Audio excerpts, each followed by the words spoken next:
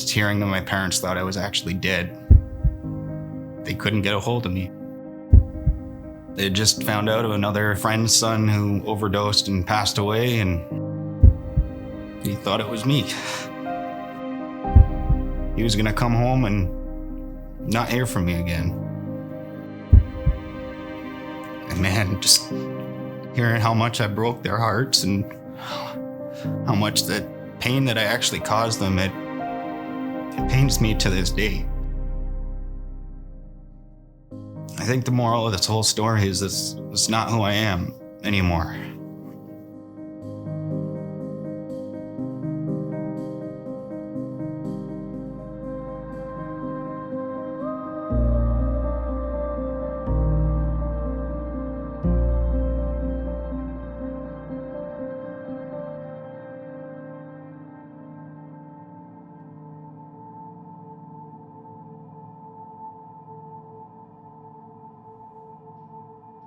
I do think my whole love for cooking does stem from my previous want to just be in that center of attention, being that guy that, oh, you made this? Oh, you did that? And it's a phenomenal feeling when someone really enjoys what you do and enjoys what you've done for them. It's different now. Rather than wanting to be proud of what I've created, I'm now looking at it as a vessel to form and recreate what God's already created into something that many people can enjoy without even knowing God. There's a lot of things that you can do with food to express yourself. The restaurant industry is very known for having drugs and abuse. All through high school, I felt this need to be the center of attention, the need to have everyone like me, and this need to always please people. And to this day, I've learned I don't need to do that, but that's where the root of all my pain and all my issues, I guess, started. I grew up in church. I went every Sunday to the point like I was playing guitar on worship band. From the eyes of an outsider, I was a perfect Christian. I didn't really do anything wrong. I was leading worship and being a part of the worship at church. I never missed a Sunday, but looking back now, there was so much that was actually missing. I was there for church. I wasn't there for a relationship. And I never really actually knew God. Back then, my interest was more in myself and the love of myself and getting myself to a point that everyone was like, whoa, that's Mike. I worked at this camp called Fairhavens. I worked here when I was 13 years old. It was the first kitchen I ever worked in. I worked as a dishwasher and doing some prep work. I did not enjoy it. I did not enjoy what I did. There was a few people in that kitchen that I actually really enjoyed working with, but at that point I told myself I really didn't want to work in a kitchen again. After that summer, I decided that I was not going to come back and not going to work the next summer, but I was going to focus more on my DJ career because I really felt that that's where I was going. That fall, I got one of my first DJ gigs doing a grade 7 or 8 dance. Like, I remember bringing all my gear. I remember feeling all this joy of, yeah, I'm doing something for myself. I'm doing what I want to do. I'm doing what I need to do is what I felt it was. Everyone that dance looked at me like this celebrity, like, oh, that's the DJ. And at that point in time, I loved that feeling. I took that feeling and I ran with it. By the time I was 14, 15, I got my first booking to actually DJ 19 plus clubs. This is after doing a bunch of all ages, being known as the #1 all age DJ in Durham region and breaking into Toronto. But even that, it wasn't enough for me, you know, like in the back of my head, I'm like, okay, I'm just doing these all age dance. You know, that's not where real DJs end up. That's not what real DJs do. So by the time I was 15 and I got my first 19 plus gig, I wasn't even of legal age. But at that point, it's like, okay, I'm making club owners money, so they don't really care. All they said was just don't drink. But let's be honest, that didn't happen. It's that passion, that love for DJing just began to grow and grow and grow. to the point that I got asked to DJ with a guy named Young Stitch, which I still to this day talk to him. He's still a phenomenal guy.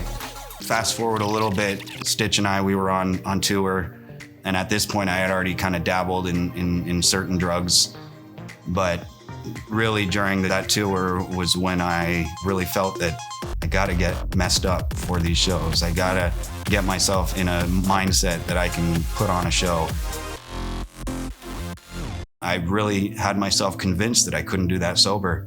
And so I began to have this routine before shows where I would sniff a bunch of coke, I would down a bunch of drinks, and basically get myself hammered before I even went on stage. And I did this for months and months, to the point where I was working as a chef in Toronto at the same time as one of our tours. And I started at 8 a.m. one day, finished at 5.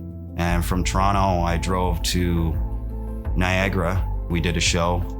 We finished up at 3 a.m. We went back to the hotel, continued partying. By 6 a.m., I drove back to Toronto to work a whole other shift. I vividly remember being on the line in the kitchen, reaching for something in the fridge and literally falling asleep and almost falling over right on the line. The line is where we make all the food. And I remember just thinking back and it's like, really, what am I doing? One other major milestone that I look back that had an effect on my addiction and where it took me was when I lost my best friend. I remember getting a call at 6 a.m. in the morning and Taffa's not with us anymore, man. It took me till I actually seen him in the casket before I actually accepted it. I remember we were getting together at a after party just to celebrate his life, and I grabbed a half gram. After a week of not doing it and being strong, I couldn't do it because I couldn't handle the pain. Things were just getting worse. Now keep in mind, this whole time I was supporting my habit by selling and distributing coke to my friends.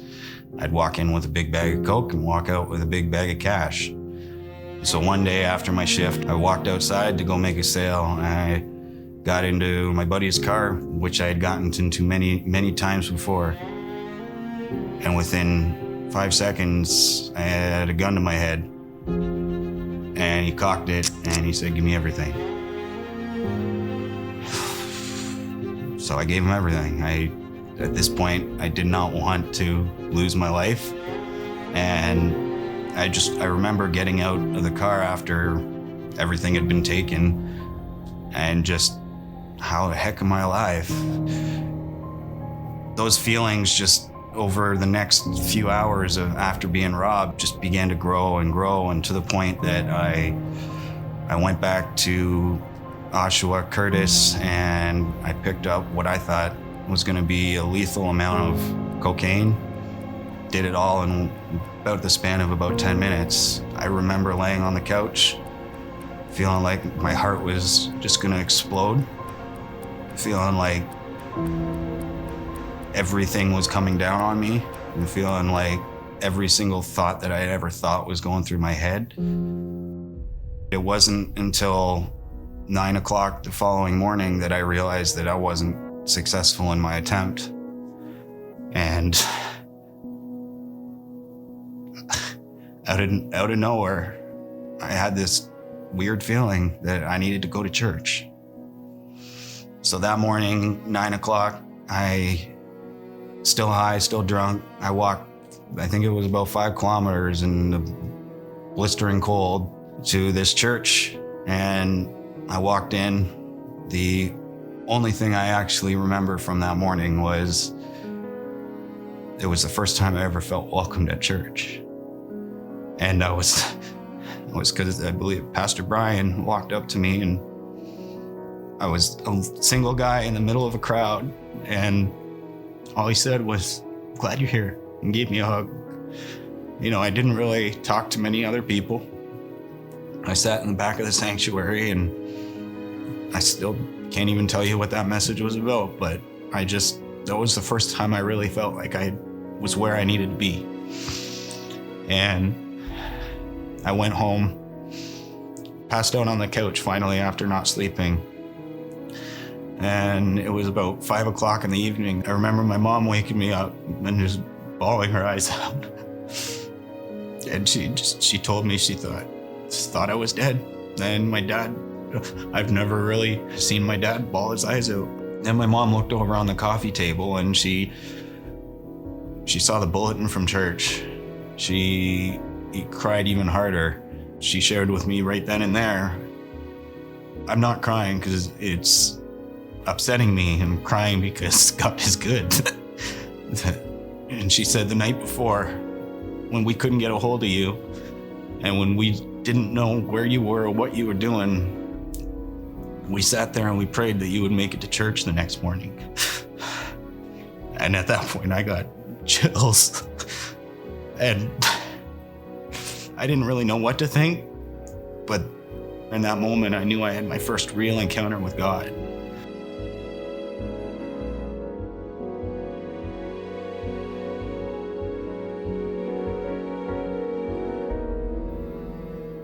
There was things I had to work on, but there was an immediate mindset shift. That's kind of what my parents and we consider like my turning point weekend. I wasn't immediately better.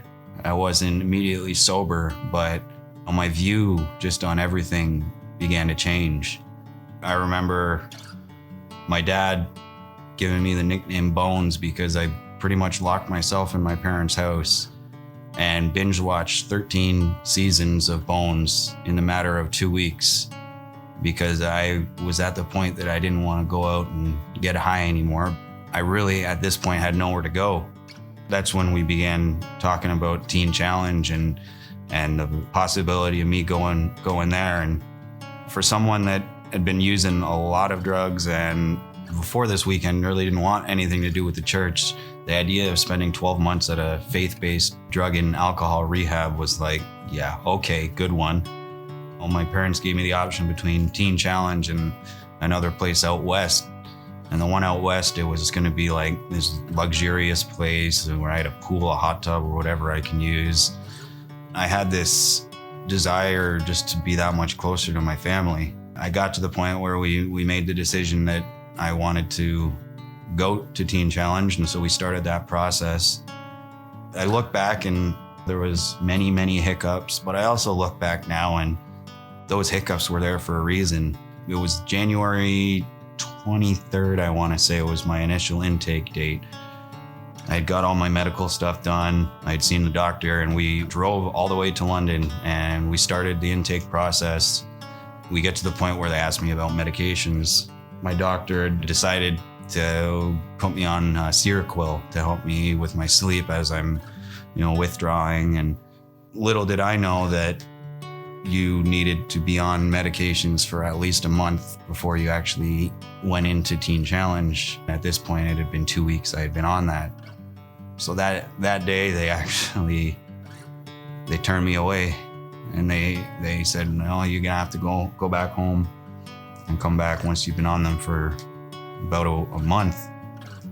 And I remember stepping outside to the fire pit, the Teen Challenge, kicking things, throwing things, and at this point, any mindset of going and bettering myself was gone. I don't need it. And so we went back home, again, pretty much locked myself in my parents' place, and about 2 days after that, I was back to wanting to go and wanting to be there. And it was March 3rd, that was my actual intake. Those first 2 weeks were hell. From the mix of me coming off all these drugs, and if I didn't have the cocaine, I would take whatever was there. Between that and being in a building with 50 other recovering drug addicts, I'll let you decide how that was. I guess the best way to put it, there was a lot of pain in that building. A lot of undealt with pain, a lot of unknown pain. I remember up until my 4th month there, every day I wanted to leave. I wanted to get out of there. I did not want to be there. till I decided to get baptized while I was there. This came after me first reading in my morning devotions there, the story of the prodigal son. And I remember reading that and just breaking down. It was the first time I read the Bible and actually felt like I related to it.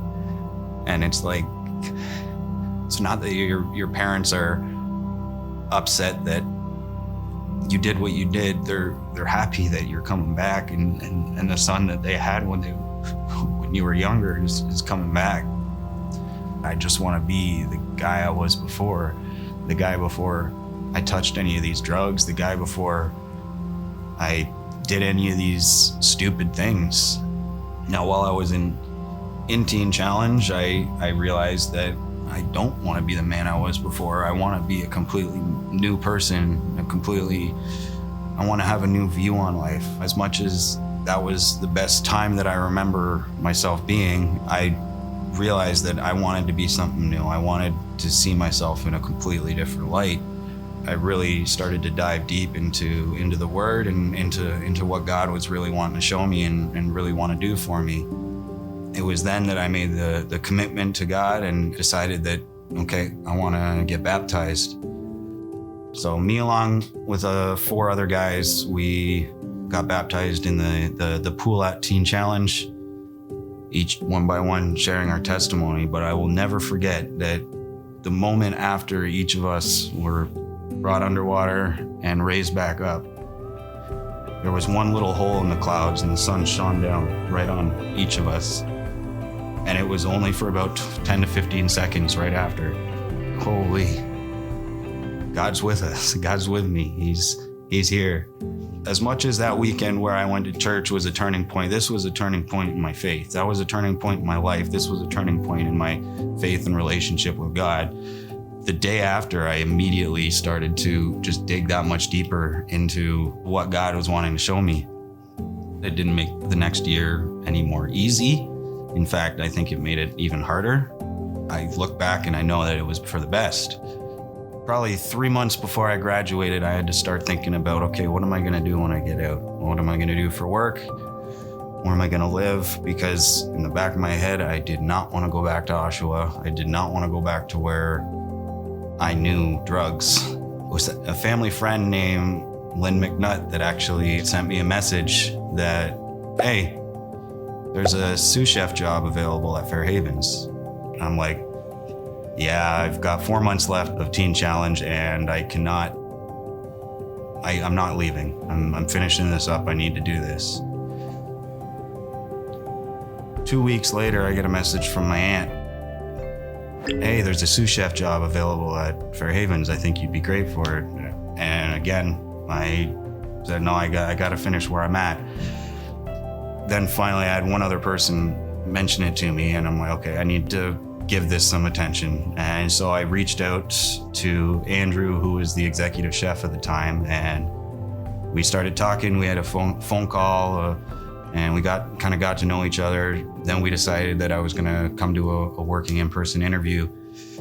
I remember driving up here with my dad from London. It was about a 3.5, 4 hour drive, but the closer we got here, I remember telling my dad, I feel like I'm going home. It was the first kitchen I ever worked in. We pull on grounds and I'm like, Dad, I feel like I'm home. There was nothing negative about the interview. It was amazing. Andrew and I hit it off. Still to this day, we're great friends. But yeah, we finished that up. I went back to Teen Challenge, and I think it was a week later, Andrew emailed me and said, yeah, you've got the job. Little did I know, there was not one other legitimate applicant for this job. He had been waiting and praying that, the right person would just be put in his hands. And he told me he didn't have one other person apply. And, that just solidified that this is where I need to be. The God stories in this whole story just don't end at all. I wasn't able to drive. I'm like, okay, cool, I've got the job, but where the heck am I gonna live? God already had that figured out. And so Andrew and I got talking, and he goes and he chats with his in-laws, only to find out that his in-laws have been praying for some use for their empty bedroom. And it's overwhelming knowing that everything was planned out before I was even ready to go and take those steps and move down that path. I'm worried about what's gonna happen, but no, God had it under control the whole time. Everything started to fall into place. My finances, I was starting to become better with them. I was working with younger youth that could definitely use a role model. And as much as that partially made me nervous, I knew that with what I have gone through, I was going to be able to relate with some of these kids and relate with some of the pain and things that they've gone through. And since being at Fair Havens, I got the chance to speak into their lives and share my experience and share just what I've gone through and what my life has been filled with. About a year ago, when COVID began to hit, I got laid off. I remember the first thing I thought is, okay, God, what do I do? And that's when I took my first CERB check and bought a case of brisket, smoked it off in the smoker that I just bought with my CERB check. Within like a week, it was sold to a bunch of people in the community here. Okay, that wasn't really my plan, but okay, I'm just gonna roll with it. 6 months prior, Andrew had decided to go spend 6 months in Nicaragua, which then led me to take over the executive chef position and start to actually run the kitchen here at Fair Havens, which was kind of overwhelming for me in a sense that 10 to 12 years prior, I was the dish guy, and now I'm the boss. We got to a point where it's like, okay, I don't know if this COVID is gonna go anywhere in the next little bit. So let's look at actually leasing this kitchen and making it ours, right? So we came down with an agreement with Fair Havens. We started to do our own thing, and that's where Trust was formed, Trust Food Works. And I had been running Trust for about a year prior under my name as a hot sauce company, and I was making hot sauce from scratch. I'll give you a brief synopsis of why I named it Trust. It's the same idea as a lot of the trust structures, hidden internal strength. You don't normally see them, but without them, you don't have structure and you don't have the strength that you need to hold something up. That was an homage to my DJ career because all my lights and everything were hung on trusses. So at the beginning of COVID, the first 2 weeks where I really didn't do anything, I was at a point where I wasn't happy. I felt like everything that I had just worked towards and everything that God had helped me rebuild was just stripped away and taken down. Why didn't I just stay where I was? Why did I work so hard to get here? But when you think one thing, God's saying another. Now, after about a year of running Trust together, we are looking at expanding in different aspects. And I guess the only way I can say it is I wasn't going to be able to do any of this without God having my back. I've got someone with their hand on my shoulder and standing behind me, no matter what I do, no matter where I am. That in itself is enough to help push me through those times that I really didn't think that I was going to be able to push through. Do I have a lot of other things to work through? Yes. Do I have other pain that I need to, revisit and deal with? Yeah, for sure. But I'm not worried. I'm not afraid of that anymore. If you don't keep your faith and keep your faith strong with God, you're not going to hear him right. You're not going to move forward right. Unfortunately, in the last year, I've had to see about 13 of my friends leave us. And that in itself is something else that I have a hard time dealing with. It's almost a sense of survivor's guilt. God, why am I still here when they're not? And then I listen, and the only thing I can hear is just trust me. Just trust me.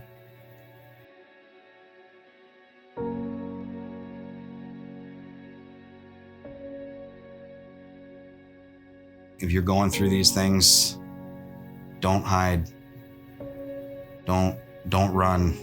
It's so tempting, and it's so easy to just turn the other way and run from your pain. You'll get a head start, and you may feel like you're winning and you're beating it, but that pain's gonna catch up, and it's gonna hit you in a way that you did not see it coming.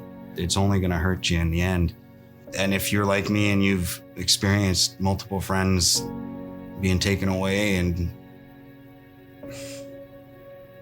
you feel like you should be one of them too, don't feel like that, because and I say it like it's an easy thing to process and get through your mind, but to change the way you feel, you need to change your mindset. If you're in a spot where you can relate to anything that I just said, start by opening up, start by speaking about it and talking about it. Don't let it get to the point where you're wanting to end things by yourself.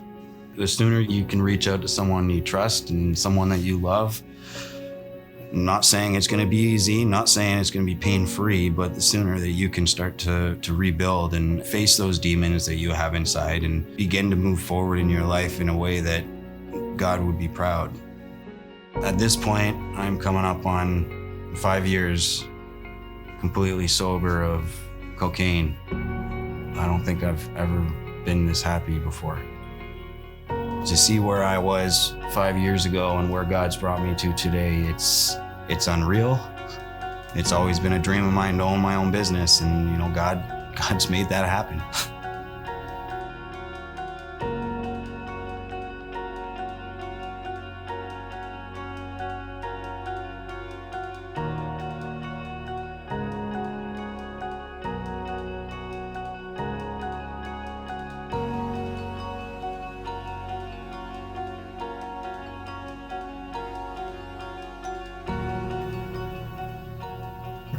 I'm just so thankful that I'm still here and God still wants me.